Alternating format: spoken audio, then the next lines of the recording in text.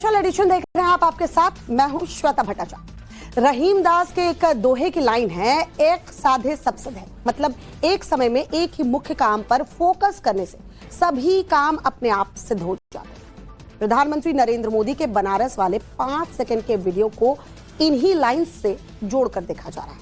कहा जा रहा है कि उनका दिया गया पीठ तोड़ आशीर्वाद ब्राह्मण ठाकुर विवाद को खत्म कर सकता है और फिर उत्तर प्रदेश के 2027 चुनाव में बीजेपी के लिए बेहतर वाली सिचुएशन हो जाएगी। क्या वाकई में ऐसा है या फिर सब कुछ नए सिरे से ठीक करना होगा? यूपी की सियासत को समझाती हमारी ये खास रिपोर्ट देखिए। यूं तो प्रधानमंत्री नरेंद्र मोदी कतार में खड़े यूपी के मंत्री अनिल राजभर से मिले, राज्य मंत्री रविंद्र जायसवाल से मुलाकात की, राज्य मंत्री दयाशंकर मिश्र दयालु से भी चर्चा की।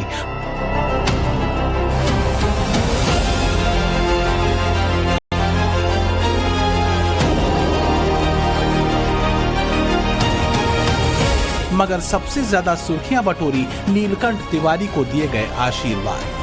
पीएम मोदी ने नीलकंठ तिवारी की पीठ पर मुक्का मारा, फिर हाथ मिलाया और हालचाल जाना। नीलकंठ तिवारी वाराणसी की शहर दक्षिणी सीट से विधायक, जिसके अंतर्गत काशी विश्वनाथ मंदिर परिसर से लेकर कई धार्मिक स्थल आते हैं। नीलकंठ तिवारी को काशी विश्वनाथ कॉरिडोर में उनकी भूमिका के लिए सराहा जाता है। उन्होंने पहली बार 2017 में विधायकी जीत कर चर्चा हासिल की। तब नीलकंठ तिवारी को 7 बार के विधायक श्यामदेव राय चौधरी के बदले टिकट दिया गया। सियासी गलियारों में सुबगाहट होती है कि नीलकंठ तिवारी को प्रधानमंत्री नरेंद्र मोदी की वजह से टिकट मिला। उसी बनारस में प्रधानमंत्री नरेंद्र मोदी ने 2027 के चुनाव से पहले महिला सम्मेलन किया और बाबा विश्वनाथ के दर्शन किए, जिसके बाद ये तस्वीर नजर आई। इसे कोई नीलकंठ तिवारी को पीएम मोदी का मुक्का आशीर्वाद बता रहा है, तो कोई कह रहा है कि प्रधानमंत्री मोदी ने ऐसा करके सियासी संदेश देने की कोशिश की है। नीलकंठ तिवारी उन चंद लोगों में शामिल हैं जिनके काम और आचरण से प्रधानमंत्री नरेंद्र मोदी खुश रहते हैं। लेकिन वाराणसी में इतने विधायकों की मौजूदगी में प्रधानमंत्री नरेंद्र मोदी ने नीलकंठ तिवारी के ही पीठ पर मुक्का क्यों मारा? क्या ये एक संयोग है या फिर कोई सियासी प्रयोग? और वैसे भी नीलकंठ तिवारी ब्राह्मण समाज से आते हैं और इस वक्त की जो राजनीति चल रही है उसमें उत्तर प्रदेश के अंदर ब्राह्मण बीजेपी से नाराज बताए जा रहे हैं। यूपी सरकार में ब्राह्मणों की अनदेखी और उचित सम्मान न मिलने का दावा करते हुए बीजेपी के करीब 40 विधायक और एमएलसी ने लखनऊ में एक सीक्रेट मीटिंग भी की थी। इसे पार्टी के भीतर असंतोष माना गया। मैसेज दिया गया कि ब्राह्मणों की अनदेखी महंगी पड़ सकती है। इसके बाद घूसखोर पंडित मूवी वाली कंट्रोवर्सी हुई। प्रयागराज में अविमुक्तेश्वरानंद और बटुक विवाद हुआ।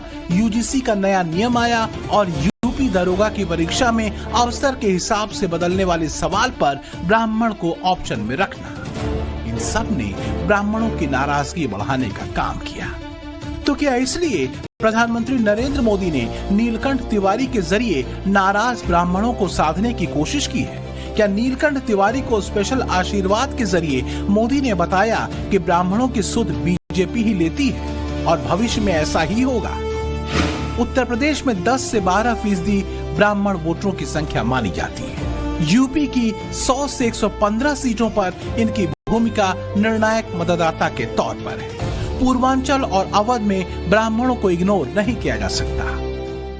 ब्राह्मणों को बीजेपी का परंपरागत वोटर माना जाता है और बीते 2 चुनाव में इसका असर भी साफ दिखाई दिया। करीब 85% ब्राह्मण समाज बीजेपी को वोट करता रहा है। ऐसे में बीजेपी बिल्कुल भी ये रिस्क नहीं लेना चाहती कि ब्राह्मणों की सीधी नाराजगी मोल ली जाए, जो कि अपनी उपेक्षा का लगातार आरोप लगा रहे हैं।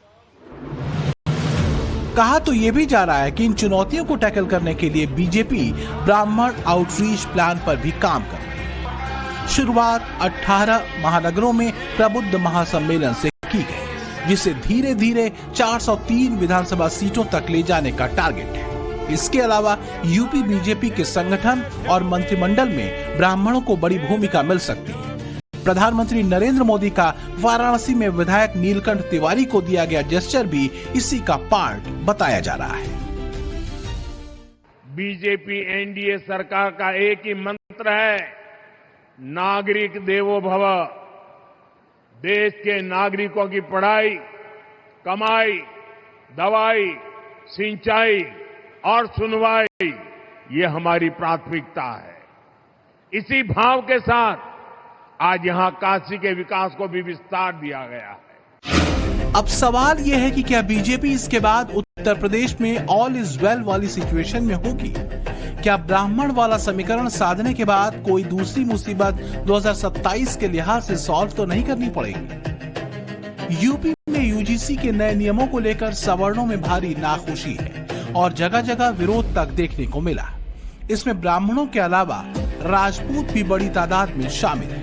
सड़क पर प्रदर्शन करने वाला ये वही वोटर वर्ग है जिसे लेकर बीजेपी में धारणा है कि वो कहीं जाने वाला नहीं। अगर देखा जाए तो 7 से 8% राजपूत वोटर भी यूपी में बड़ा इम्पैक्ट डालता है। करीब 70 से 80 विधानसभा सीटें ऐसी हैं जहां इनका असर रहता है। और इत्तेफाक देखिए, यूपी में ठाकुर और ब्राह्मणों के बीच अदावत का नैरेटिव भी सेट किया जा रहा है, जिसकी बड़ी वजह यूपी के मुख्यमंत्री योगी आदित्यनाथ बताए जाते हैं और विरोधी उनके लिए गए फैसलों को जरिया बनाकर उसे एंटी ब्राह्मण प्रोजेक्ट करते हैं। खुद अखिलेश यादव ब्राह्मणों को अपने पाले में लाने की कई कोशिशें कर चुके हैं और यूजीसी के नए नियमों के दौरान भी ऐसा ही दिखा था। सुप्रीम कोर्ट ने यूजीसी के नए नियमों पर रोक लगा दी, मगर इसने दिल्ली में बीजेपी आला कमान की टेंशन बढ़ा दी।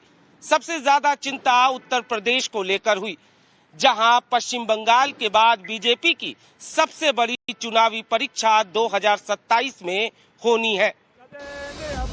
जिस काशी को मोदी अपना भावनात्मक केंद्र बताते हैं, जहां 2014 के बाद से अब तक 54 दौरे कर चुके हैं, उसी बनारस में एनडीए के अंदर खाने बवाल मचा हुआ। बीते 1 साल से ठाकुर वर्सेस राजभर का एपिसोड चल रहा है।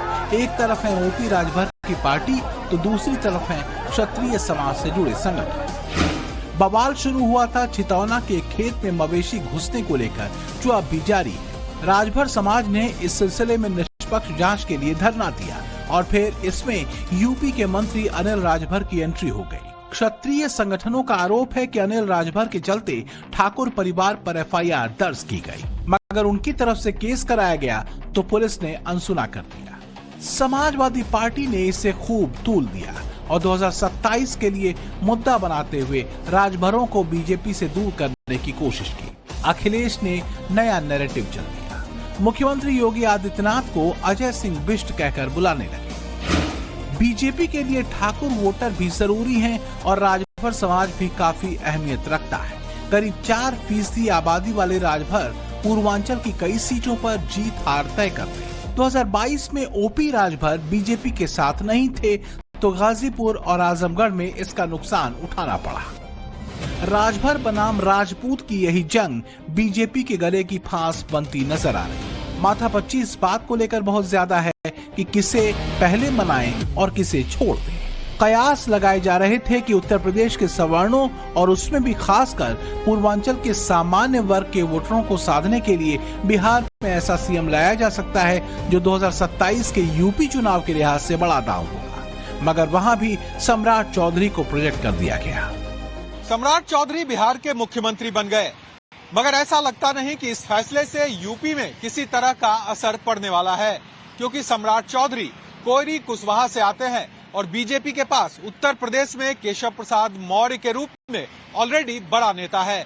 बीजेपी ने इसी समुदाय को फोकस में रखते हुए केशव प्रसाद मौर्य को लगातार दूसरी बार यूपी का डिप्टी सीएम बनाया।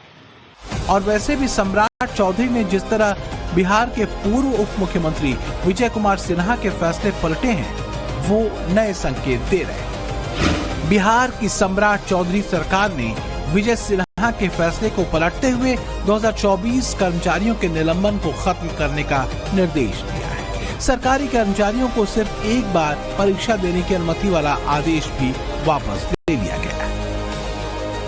इसके अलावा सम्राट चौधरी का योगी मॉडल भी चर्चा में, जिसमें अपराधियों का धड़ाधड़ एनकाउंटर हो रहा है, राह पर चलने का संकेत है। लेकिन जिस उम्मीद के साथ पूर्वांचल के उसाधने की कोशिश थी वो नाकाम बताई जा रही। ऐसे में सब कुछ दो चेहरों पर टिक जाता है, यानी नरेंद्र मोदी और योगी आदित्यनाथ। यूपी में बीजेपी को मोदी के करिश्मे और योगी की क्राइम कंट्रोल वाली इमेज पर भरोसा है, जबकि अमित शाह की स्ट्रेटेजी से भी उम्मीद है, जिसमें ब्राह्मण वोटर सबसे प्रमुख है। इनके अलावा ओवैसी फैक्टर भी मायने रखता है, जिन्होंने 100 से ज्यादा सीटों पर चुनाव लड़ने की तैयारी की है। ओवैसी की कोशिश मुस्लिम बहुल सीटों पर एआईएमआईएम को जीत दिलाने की है। अगर ऐसा होता है तो फिर अखिलेश यादव की उम्मीदों को धक्का लग सकता है। यह अलग बात है कि अखिलेश ओवैसी को तवज्जो देने के बजाय सिर्फ योगी आदित्यनाथ को टारगेट कर रहे हैं। कभी एनकाउंटर, कभी ठाकुर सीएम, तो कभी बटकों से हुए विवाद के जरिए सवाल उठा रहे हैं। नाम बदलने वालों के बंगाल में जाके नाम बदल गए, जो दूसरों का नाम बदलते थे बंगाल में जाकर के उनका भी नाम बदल गया। पता नहीं किसका नाम है छोटा फेंटा।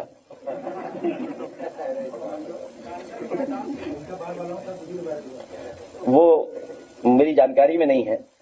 ये पर्सनल चीजें कैसे बाहर आ गई, इसकी सीबीआई जांच हो, ईडीआई जांच हो, ईडी की जांच हो।